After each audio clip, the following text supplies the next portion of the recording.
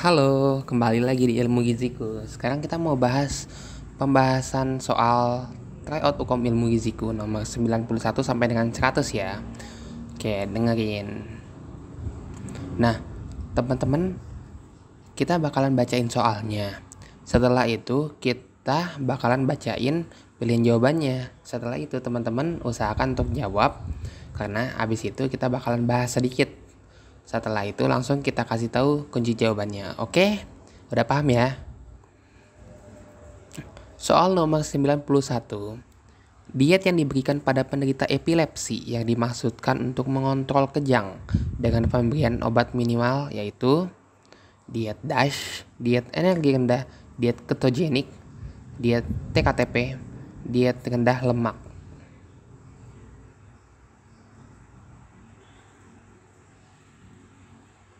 Udah jawab teman-teman? Oke.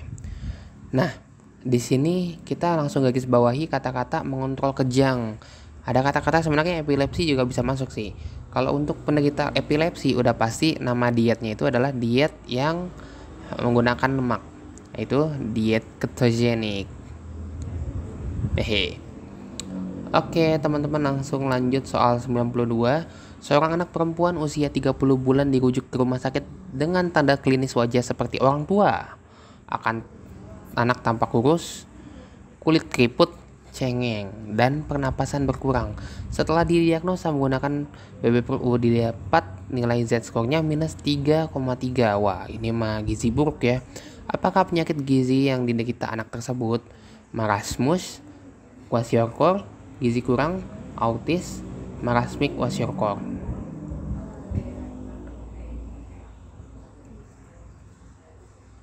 Oke, untuk teman-teman di sini langsung kita jawab, langsung kita bahas. Ada kata-kata kulitnya keriput dan juga kita juga ngelihat bahwa dia itu gizinya udah gizi buruk ya karena dari bawah 3 standar deviasi untuk Z-score-nya pada BB/U.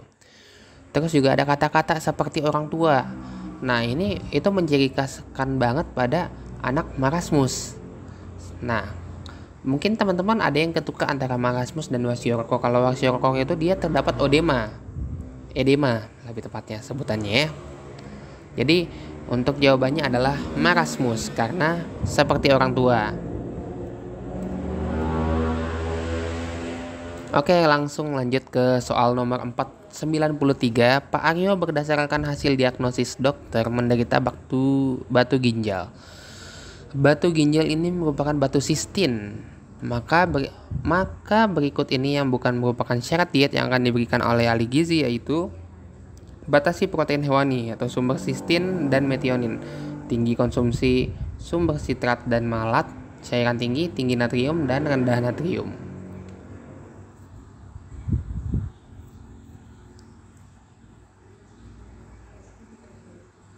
Oke, teman-teman. Udah ketahuan ya di sini dia mengalami batu ginjal. Terus diet yang bukan. Ingat teman-teman, dibaca dengan teliti itu yang bukan merupakan syarat diet. Nah, yang bukan merupakan syarat dietnya itu adalah tinggi natrium. Kenapa?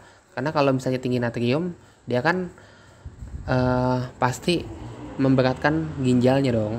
Apalagi ini batu ginjal gitu.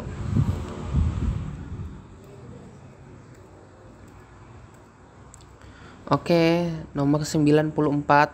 Vitamin A mempunyai banyak manfaat bagi tubuh. Salah satunya yaitu berperan untuk penglihatan manusia. Untuk itu pemerintah menganjurkan untuk melakukan suplementasi vitamin A pada anak dilakukan pada 2 kali dalam setahun pada bulan Januari, Februari, Agustus, Mei, Februari, Oktober, Februari, Agustus atau Oktober dan Desember.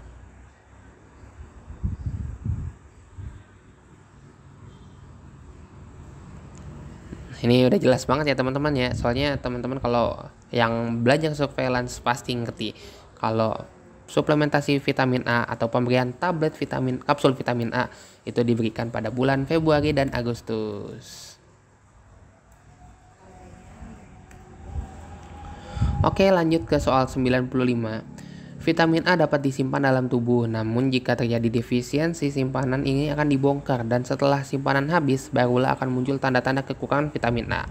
Berikut nih yang bukan merupakan tanda-tanda kekurangan vitamin A adalah keratinasi pada kuku dan rambut, teratogenik, seroftalmia,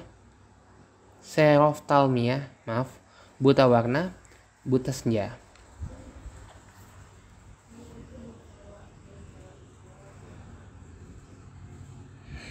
Oke, teman-teman, di sini udah kelihatan ya yang mana yang bagian tanda-tanda kurang vitamin A. Tapi ingat lagi bahwa pertanyaannya bukan merupakan tanda-tanda kekurangan vitamin A. Nggak mungkin dong di buta senja atau buta warna atau seroftalmia atau keratinasi kuku dan rambut, pasti di teratogenik. Tapi sekedar info bahwa teratogenik ini adalah tanda-tanda kelebihan vitamin A ya. Oke, lanjut ke soal nomor 96. Di tahun 2020, Tuan X mengalami gejala COVID-19. Setelah diperiksa diketahui bahwa Tuan X positif COVID-19. Akhirnya, Tuan X dirujuk ke rumah sakit yang ada di Jakarta. Sesampainya di ruang perawatan, Tuan X mendapatkan konseling gizi oleh ahli gizi di rumah sakit tersebut dan dianjurkan untuk mengonsumsi makanan yang mengandung glutathione. Glutathione dapat meningkatkan sistem imun dengan cara mempertahankan sel limfosit B, mempertahankan sel limfosit T, mempertahankan sel limfosit A, mempertahankan sel limfosit C, mempertahankan kerja hematokrit.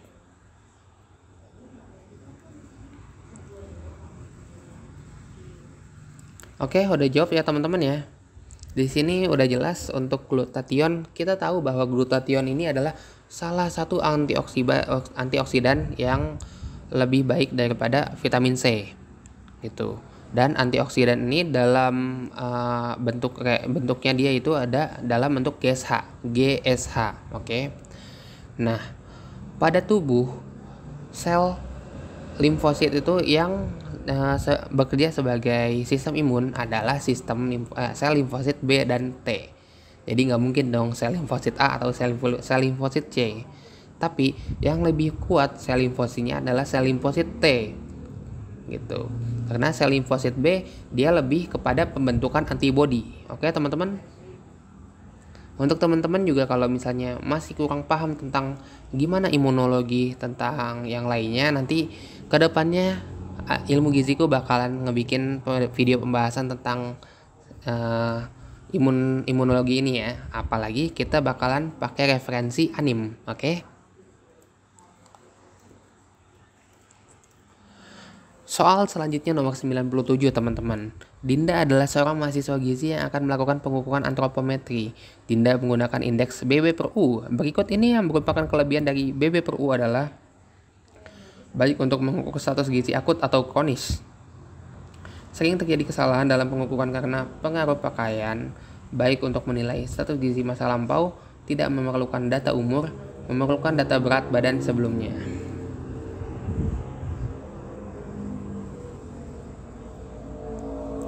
Oke, udah jawab teman-teman. Di sini udah kita baca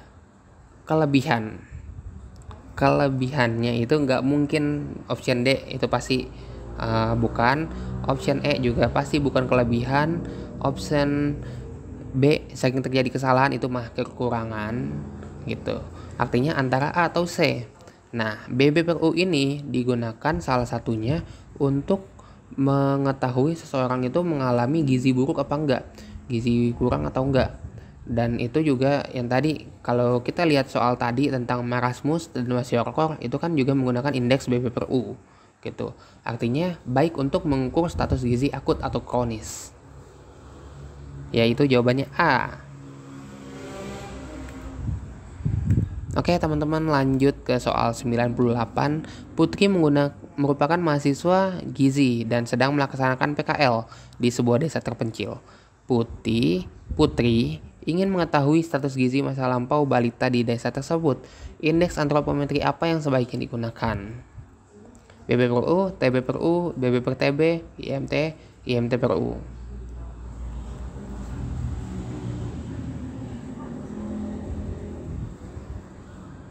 Udah teman-teman, udah dijawab. Di sini kita mengetahui bahwa indeks yang dia gunakan untuk mengetahui status gizi di masa lampau. Status gizi di masa lampau itu adalah status gizi yang dilihatnya berarti ke belakang kan. Nah, status gizi ini salah satunya untuk mengukur angka kejadian stunting gitu. Nah, kalau misalnya dikatakan stunting artinya menggunakan indeks TB/U atau tinggi badan per umur, atau kalau untuk yang di bawah 2 tahun panjang badan per umur. Oke? Lanjut nomor 99 teman-teman. Nyonya Y membawa anaknya ke posyandu dan dapat diketahui bahwa anak tersebut berusia 40 bulan. Dan setelah dilakukan pengukuran, anak tersebut memiliki Z-score indeks BB/U minus 2,5 SD. Standar deviasi. Termasuk kategori apakah anak tersebut? Berat badan sangat kurang, berat badan normal, berat badan kurang, berat badan resiko, berat badan lebih, obesitas.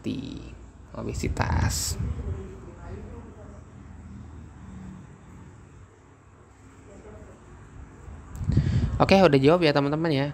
Di sini kita garis bawahi dulu dia menggunakan indeks BB/U. Emang sih itu pilihan jawabannya, emang semuanya untuk indeks BB/U ya.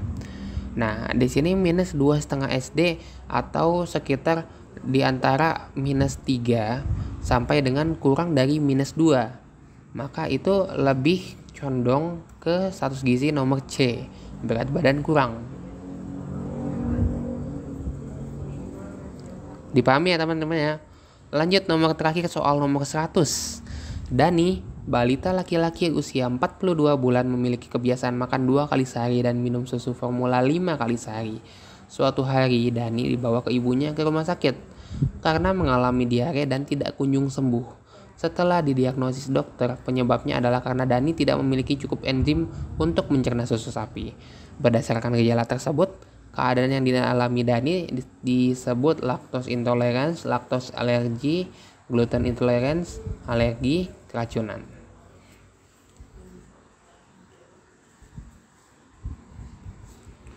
Oke. Wah, untuk pertanyaan yang ini mah emang udah jelas ya.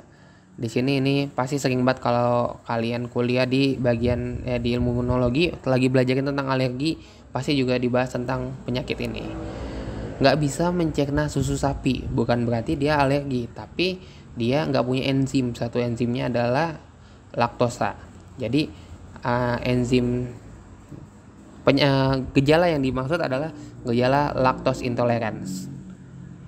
Kok bukan gluten intolerance? Kalau gluten intolerance itu nggak bisa mencerna gluten, dan itu terjadi pada anak autis. Oke teman-teman. Oke, udah semuanya kita bahas ya dari soal 91 sampai soal 100 ini. Nah, kalau teman-teman mau latihan soal lagi, kalian tinggal beli buku Bang Gizi. Soal dan pembahasan di situ udah ada sekitar 500 lebih soal. Kita juga ada pembahasannya dan ada materinya juga di situ. Jadi teman-teman benar-benar itu buku lengkap banget, tinggal dibeli. Teman-teman juga yang masih kurang jelas bisa langsung komen di bawah. Jangan lupa juga untuk like, subscribe, serta aktifin tombol lonceng untuk nantiin video kita selanjutnya. Jangan lupa pesan terakhir teman-teman jaga kesehatan dengan jaga pola makan gizi seimbang. Oke? Kenapa? Karena sehat itu mulai dari gizi. Bye bye.